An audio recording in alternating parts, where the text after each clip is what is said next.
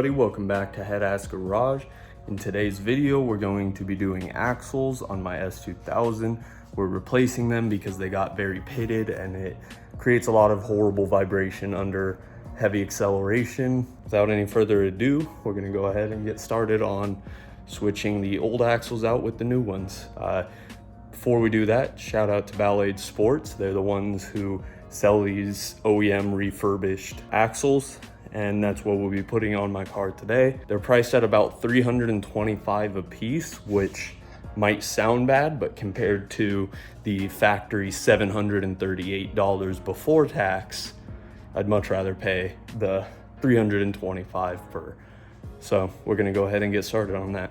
So after I had switched out the motor mounts and the trans mounts, the vibrations inside the cabin got a lot better. However, there's still a lot of vibrations being created by the axle. And the reason why that is the CV cups themselves, as the suspension articulates up and down and the CV joint is rotating and sliding through the CV cup, it grinds down and leaves a little groove into the CV cup itself. And then when you lower the car, it's changing the geometry of where the CV joint is sliding. So it ends up pitting out the interior and the grooves get a lot bigger, allowing a lot more room for vibration. And with the new motor mounts and trans mounts, it feels better. However, once we get these axles in, that should be all of the vibrations from the powertrain itself gone. So we're gonna go ahead and get started on that. I've already taken off the front bumper and gotten the car on wood so that I can jack up the rear end. Had to take off the front bumper because I didn't want to run the risk of jacking up the rear and having the front bumper hit the floor, low car things. So it's on wood. I'm going to go ahead and get the jack underneath it and jack the car up. Don't forget to crack your lugs. I nearly forgot to crack them before I put the car up in the air. So first step is to crack your lugs and then you can get the car in the air.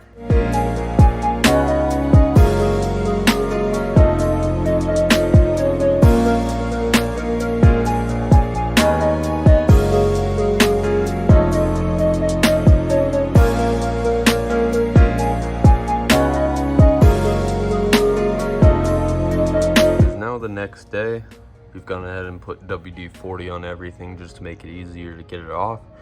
First thing that I'm going to do is unstake this axle nut. As you can see, it's kind of caved in right there, so I'm going to be putting a flathead in just there and trying to straighten that out so that it'll come off a heck of a lot easier.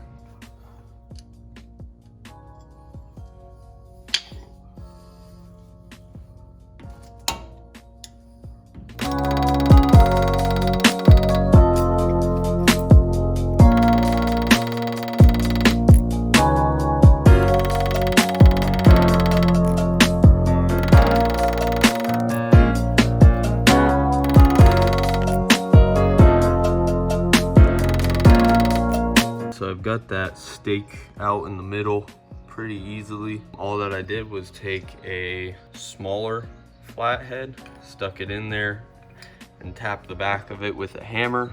And then once it was large enough, I was able to get a larger flathead in there. Repeat the process, just tap the back of it with a hammer and it straightened it out pretty well. So now I should be able to break this pretty easily.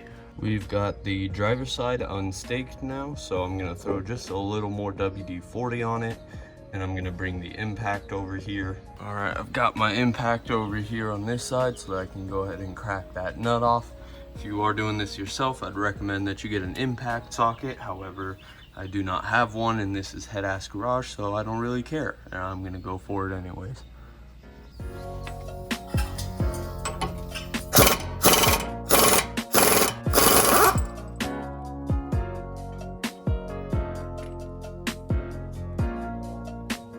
There is a cotter pin just on the bottom of this castle nut below the ball joint, so be sure to get that out.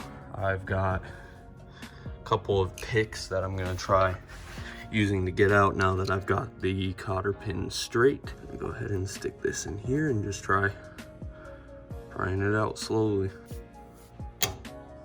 There we go. And then I believe this is a 17mm bolt. Got my 17 here, so let's see. Beautiful. 17 mil on the bottom, and that should be able to come off. After that, we're going to go ahead and tackle the ball joint right here. However, if you are doing this, just go get a ball joint separator. It's not worth trying to mar up the old ball joint or your suspension or anything using the hammer and pry bar method, and just makes it a heck of a lot easier. Your local auto parts store should have plenty of ball joint separators.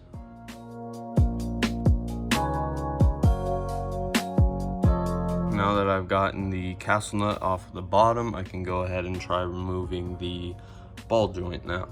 Once that's out, it should allow us to swing the caliper that way so that we won't need to take the brake caliper off. I'm gonna go ahead and put my ball joint separator in there and see where it gets us.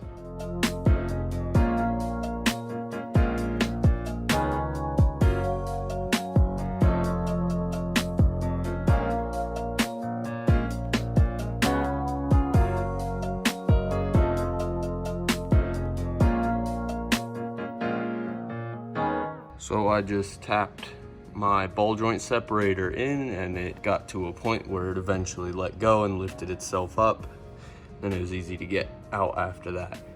Now I'm rotating this that direction so that I can pull the axle out this way. I've gone ahead and already tapped it lightly, tapped it back so that it started backing out, and it should make it a heck of a lot easier to get out. And then we can move on to the Allen keys on the other end right here. So we'll loosen those, and that should be that axle out. All right, so we got the passenger side axle out, and you can see it next to the Ballade Sports refurbished one. I'm gonna go ahead and get this sent back once we get the driver's side out so that they can refurbish these as well and hopefully resell them. So we're getting the rebuilt axle in right now. We're just greasing up the splines before it goes in. If you're doing this yourself, I'd recommend doing the same. I have to say, for the driver's side of this, on the bleeding scale, it's at a solid 3. And we still have not done the driver's side yet, so you'll get an update. We now got the driver's side axle out, so you can see it compared to the Ballade Sports rebuilt axle. And one thing that I noticed when I was looking for axles to run, a lot of aftermarket suppliers will run a smaller diameter center shaft, whereas obviously since these are rebuilt OEM axles, they do not. They use the stock diameter, and I just feel a heck of a lot better running these than a lot of other ones, because people tend to have problems with aftermarket ones and vibrations, which is why I'm switching these out, to eliminate those vibrations. So we're gonna go ahead and toss the driver's side rebuilt axle in and button everything up. I'm gonna say this thing is updated to a 5 on the bleed level. For sure. All right, just like that, we've got both new axles in. I decided to run the axle spacers still.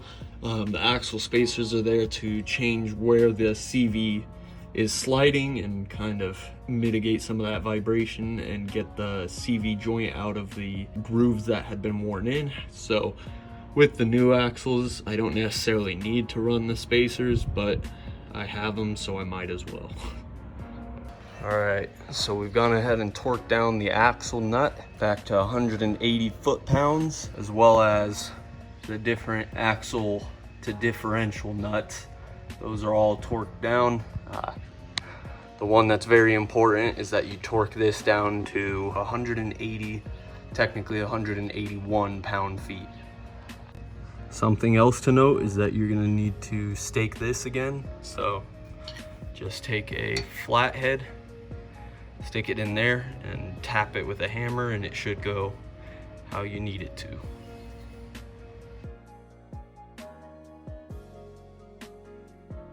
Okay, so Marcus is finishing up tightening the lugs.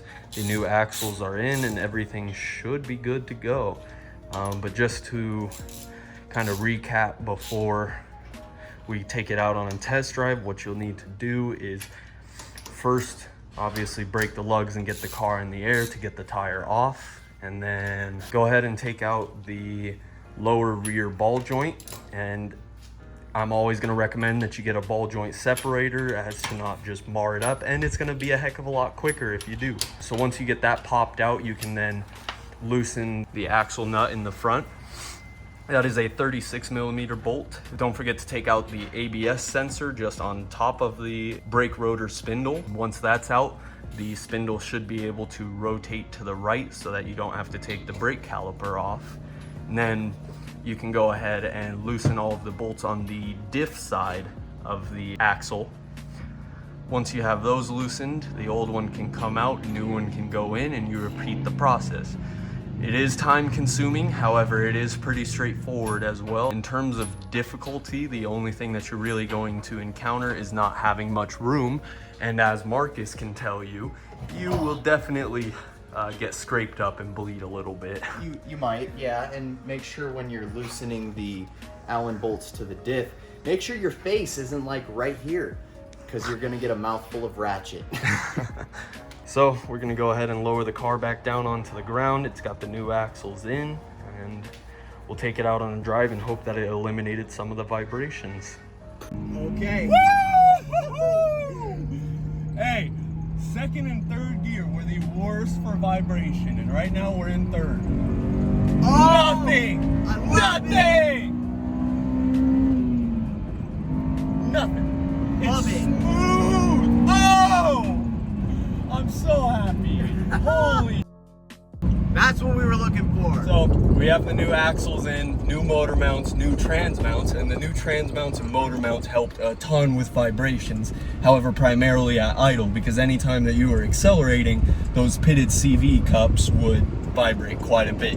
Whereas now that we have these Ballade Sports rebuilt OEM axles in, it is night Buttery and day. smooth. I'm ecstatic, over the moon right now.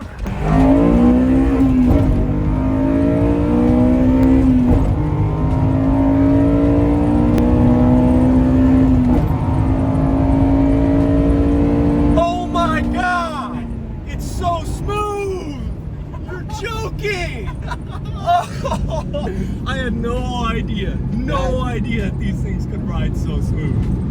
Oh, the hardest part about all of this is that I can't tell what RPM I'm at based off of vibrations, which, is that a bad thing? No. No. Not at all. It's a completely different car. This downshifts. Do it again.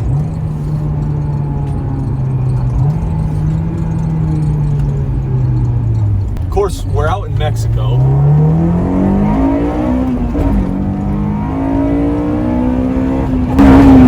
Missed a ear. Wow. That totally changed the feel of the car. Oh my God. Completely. I wish you guys could have felt the vibrations before, because it was so bad. It's all you could ever notice. This is, wow. What a difference. What a difference. My God, these axles. Wow. I'm very, very happy right now. Thank you guys for watching another video of Head Ass Garage. We're gonna have more content on the S2K coming soon, as well as the Buick, which should be getting back from the shop realistically any day now. Yeah. So hopefully this week we'll have this video out. Next week we'll get the Buick's video out, and we have a little surprise with the S2K coming. Hopefully, at least. Big surprise. We're hoping we can get it. Thank you guys for watching. We'll see you guys in the next one. Please like and subscribe. Peace!